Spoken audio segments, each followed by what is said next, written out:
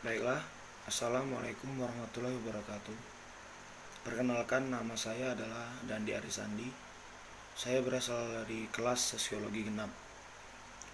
Di sini saya akan memaparkan atau menceritakan review tentang pemetaan sosial yang terkait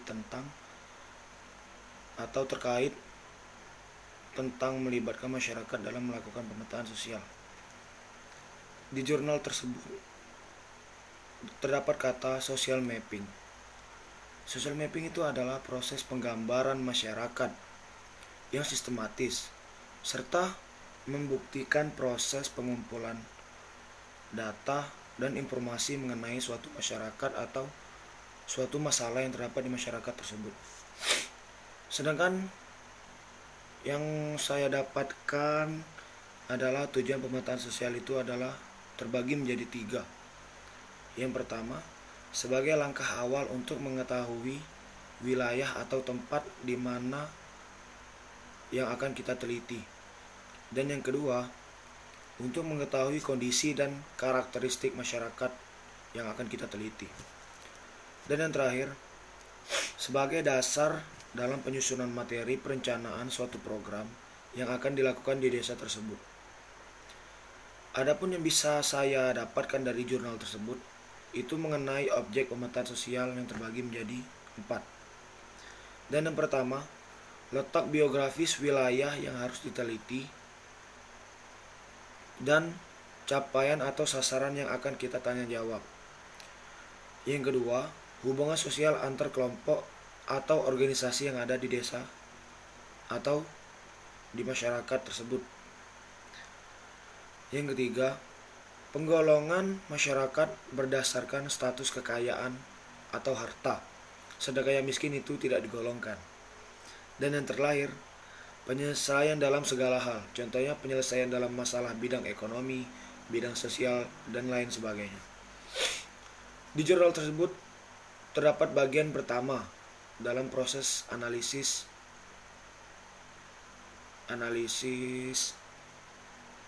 suatu masalah di desa atau pemetaan sosial. Bagian pertama itu adalah pengantar kepada masyarakat. Pengantar pada masyarakat itu mempunyai langkah-langkah. Yang pertama, memperkenalkan diri.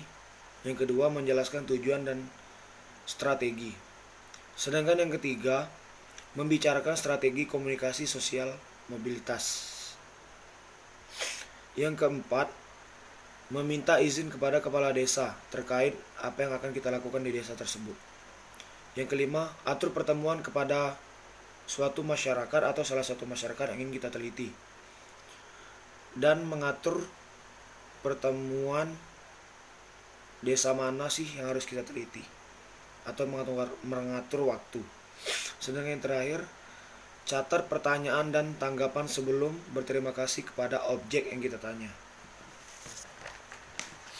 Sedangkan bagian kedua, belajar tentang kelompok yang berpengaruh terhadap analisis suatu pemetaan sosial. Langkah pertama, memperkenalkan diri dan proyek yang akan kita bawakan atau yang kita bahas. Yang kedua, meminta peserta untuk membuat daftar aktif. Sedangkan yang ketiga, menjelaskan pada kelompok bahwa Anda akan menggunakan grid dan membandingkan kelompok mendatar. Sedangkan yang terakhir yang bisa saya dapatkan, bagian ketiga, memahami masyarakat dinamika sosial dan orang sosial berpengaruh melalui via atau berpengaruh pada suatu proses pemetaan sosial. Bagian ketiga tersebut mempunyai 4 langkah. Yang pertama, memperkenalkan diri dan proyek sama seperti bagian kedua. Sedangkan langkah kedua itu membangun kelompok berdasarkan jenis kelamin, contohnya perempuan sama perempuan, lelaki sama lelaki. Sedangkan yang ketiga, mengambil peta satu persatu dari setiap kelompok lalu didiskusikan. Sedangkan yang terakhir, meminta mereka jika mereka menyukai atau tidak menyukai aktivitas yang dilakukan oleh sang peneliti.